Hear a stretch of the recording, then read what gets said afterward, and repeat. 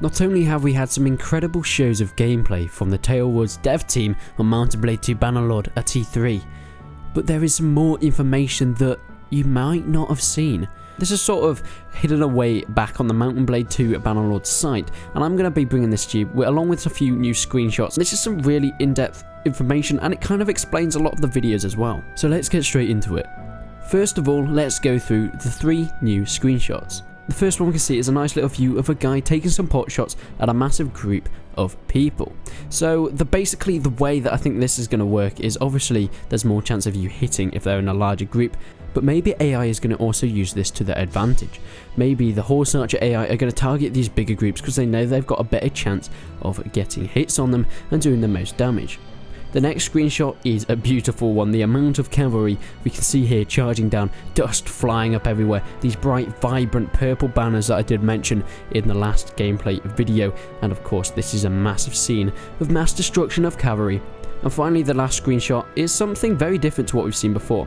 I love the shields here. That seems like a very Roman type shield actually, and we have actually seen some type of buildings and screenshots we've seen previously that look very Roman.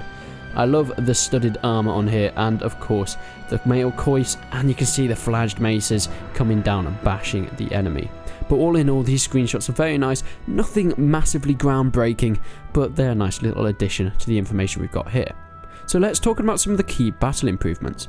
First of all, we're talking about advanced formations. Now, everyone wanted more formations. Everyone wanted to see Bannerlord try and take the risk of bringing more formations for the player to use. Yes, it will make it more complicated, but it will make it more in-depth for the player.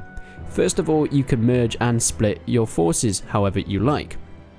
This means that obviously you're going to have weaker units if they're more split up, but you'll be able to get some flanking maneuvers around there if it's to your advantage. Yes, let's say you've got archers against cavalry, they're not going to do very well unless they're in tightly dense formation, they might have a better chance.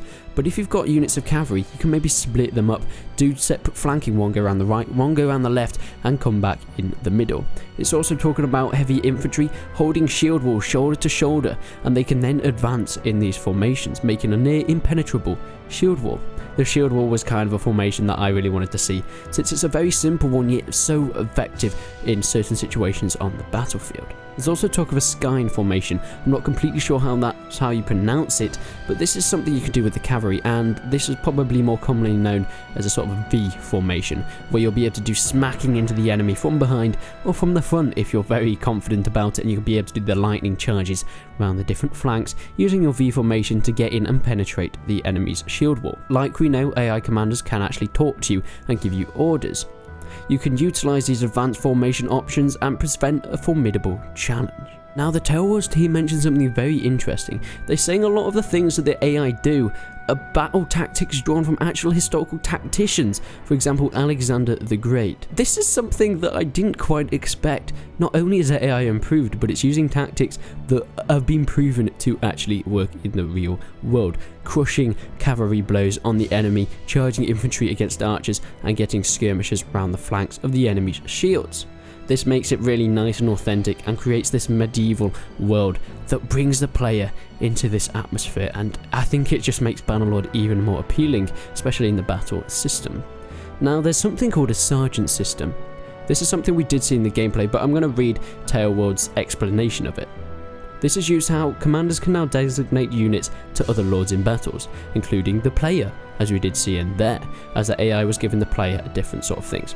You can execute orders issued by a commander throughout the fight and use your own instincts to do your part as well, so you don't have to do what they say basically. We did see a lot of the commands and tips popping up in the top of the screen, but the player wasn't necessarily following them, so of course you're not tied to what your commander's saying, but they'll probably be doing, as we said before, if they're using tactics from real life people and tacticians. It's always a good idea to keep that in mind when you're choosing where your men go and where they attack, because we know there are massive blunders in military conflicts, and I don't doubt it's not going to be the same in Mount & Blade 2 Bannerlord. But let's talk a little bit about the combat. There's a lot of things about the combat that has actually been released, new information going in depth about that. Everyone loves the combat on Mount & Blade, so let's go and delve in depth. The directional attacking and defending is a bit different now.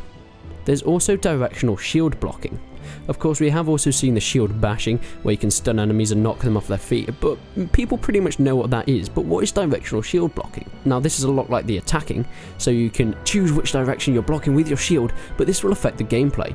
If you don't block in the right direction with your shield, it's not necessarily going to kill you, but you're going to have a higher chance of breaking your shield quicker, which of course then can lead on to your inevitable death. I guess this means that the parts of your shield are weaker and more vulnerable to certain types of attacking. Let's say if a mace hits the very side of your shield, it can splinter easier than if it hits the very center, which is probably one of the stronger parts of your shield. There's also attack chaining, which I did mention about the flowing and more speedy combat, where you can go from one guy to another, so you can keep momentum up, and heavier things such as hammers and axes can also have more momentum. And something very interesting is that the more you attack, the more momentum you build up, and the more momentum you build up, the more damage you will do. So for example, your first attack may do a certain amount of damage, but if you keep that momentum going, you're going to do more and more damage with each swipe, which I thought was an amazing thing that they've added in. Of course, there's improved animations and combat engines. We saw stuff like the ragdoll effects and the horse's hair and things like that, but the damage dealt is now calculated with a great degree of physical depth, factoring the weight and distribution of every individual weapon. This obviously means that if you're on a horse, you're going to do more damage the faster you're going. If you have a heavier weapon, it's going to do more damage if you manage to get a big hit on it, but of course it's going to be slower. You kind of have to weigh that up with if you want to use a quick speedy weapon that's going to do less damage, or a big heavy lumbering weapon that's going to do more damage but makes you more vulnerable to those speedy guys. This is going to be extremely satisfying, and I love that they're trying to improve this as much as possible, and I don't see anything at the moment that is actually negative.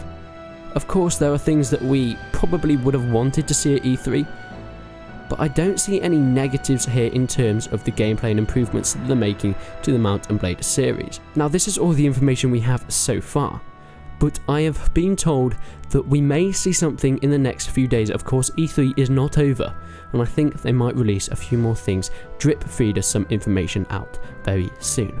But thank you guys for watching. Make sure you hit that subscribe button, because if you want to see Bannerlord information out before anywhere else on YouTube, this is the place to come. I really hope you guys enjoyed this video. Remember to leave your comments down below and your thoughts on this, and give us some more tips for videos in the future. But until then, I will see you in the next one.